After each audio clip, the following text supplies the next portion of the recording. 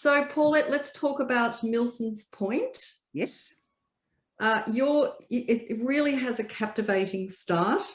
I remember, reflect on this as I am sinking. Yeah. Your narrator is on her way, I'd rather not be, when she does sink physically after falling off the ferry wharf and into Sydney Harbour, and metaphorically into her memories. Yes. Interspersed with the threat of her drowning, we are taken into a series of her childhood recollections. They are beautiful reflections, Paulette, as we journey with the character struggling in the water, oscillating between remembering from her child's self's point of view and her adulterated mind. We move towards a revelation, a change, a perception of a lost loved one. Yep.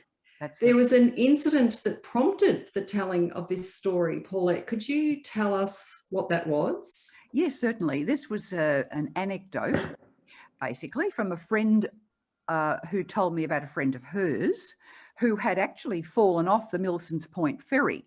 And she was in the water between the metal platform that comes out from the ferry to just, build a bridge between wharf and ferry. And she fell between the metal platform and the actual edge of the wharf. Now, that's only a few feet, but it would have been a most terrifying, horrible experience. Apart from being soaked, it'd be pretty filthy and grotty. And I just thought to myself, look, this is worth writing about. And I had been writing trying to write a story about what else happens in this short story of mine. This person goes to a funeral and she's recollecting her childhood experiences with her sister. And I thought, this is a kickstart to the story itself. I might put this in, the old saying that when you're in some frightening situation, your whole life flashes before you. Well, I've heard people say that to me. That chap I know fell down a mountain in the snowy mountains, and he said, I was rolling down this hill and everyone was up there looking down on me, and I thought, oh, well, this is it, and I thought about my family. So maybe this is true. Maybe, you do kind of go back and look at things, review them very, very quickly. But of course, most of us thankfully get rescued. But I thought this was actually a rather good way to start the story. And so therefore, it's really the foundation. It's the bulk of the narrative is all about childhood memory. Yeah. And you do that really beautifully. And you mentioned that your writing reflections of childhood can resonate with readers. Can you tell me more about that? Well, I would estimate, that most of us have significant childhood memories, and they probably inform us, as adults, things we like. Could be anything, books, food, an environment.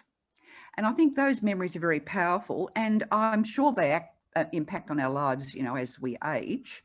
And, I was thinking of the great classical authors like Mark Twain, Charles Dickens, the Bronte sisters, they write about childhood very powerfully. And I think, Dickens once said he saw an execution when he was 16. He said, never got over it. And he lived to a great age. So I think, these childhood memories act profoundly on us as we grow older, whether we never forget them. Hopefully most of them are happy, but there are some pretty poignant, sad memories of childhood, I'm sure. And I think, kids are just learning to take the world in as children, and they may find the world they're involved in, the landscape they live in, quite impossible to understand. So, their perspective is quite different from our adult ones. We can look back and say, gosh, is that how I saw things then? Now I understand more. So I think that's how, childhood memories can resonate with us as older people. Well, it certainly resonated for your narrator, and you also, and the place that you put the story, Milson's Point, you said that the harbour and the light and the water in particular are really important elements in your story about memory. Can you tell us more about that? Well, I really love writing about place. I think it's probably much more enjoyable for me than to write about people because when you write about people, you open yourself up to risking characters that may not be realistic, may not be relatable. So I do enjoy writing about place far more, and I think it's probably easier for me, I think, to do. But you know, I like evoking a time and a place. You know, I've got a great affection for the landscape around Sydney Harbour and Sydney Circular Quay, because you know, that was part of my childhood. I grew up in Sydney, and in Coogee. Actually, we moved from Darlinghurst to Coogee when I was about 6 or 7, I think.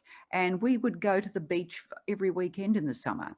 And even when the family split up and mum and the kids came to Melbourne, we'd go up to Sydney, you know, in Christmas holidays and spend a lot of time with Dad. And of course, we'd go to the beach quite a lot. So those memories are, you know, very common for us.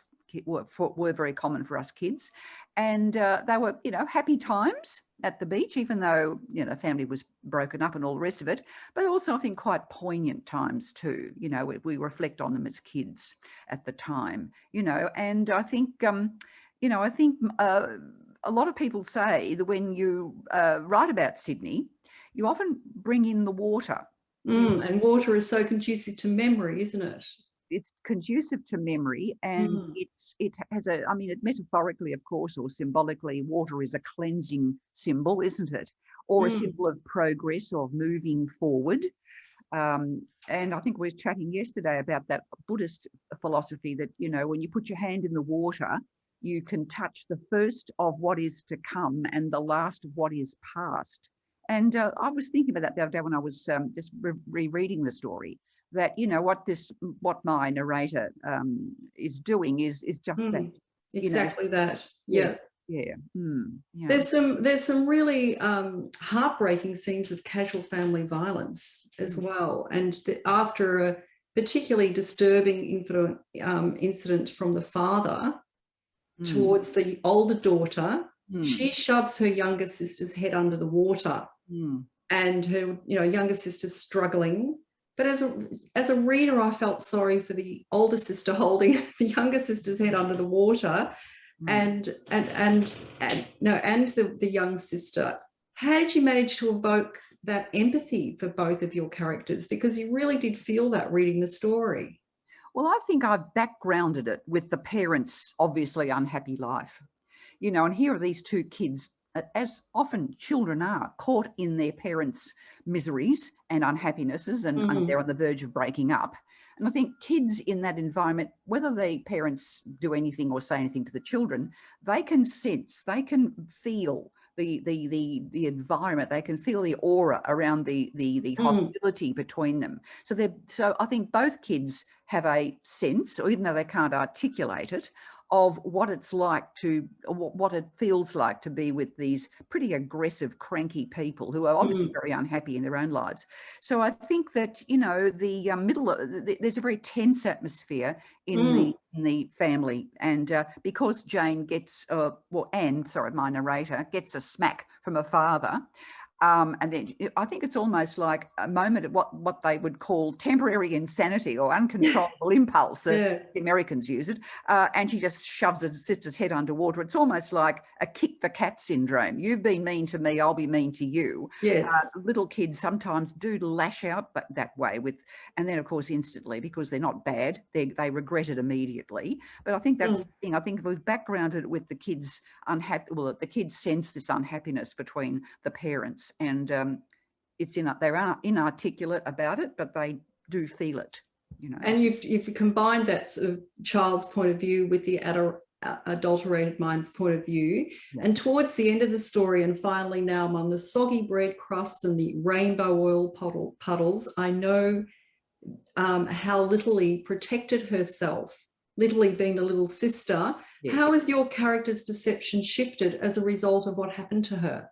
Yeah, well, it's interesting, isn't it? Because I think that perception shifts as the story progresses. And I think, you know, she says, this is how she protected herself. At that point, I think, in the story, she's just looking back on a little girl who was able to breeze through the tensions in the family by being, you know, cheery and unflappable and all those sort of things. But as the story progresses, she starts to realise that there was far more to this child than met the eye at the time, that she was far more feisty, far more independent. And as we read, we discover that she actually takes up a job as an air hostess, where very much against what the parents wanted for her, but she thinks, right, stiff, I'm going to do what I want to do.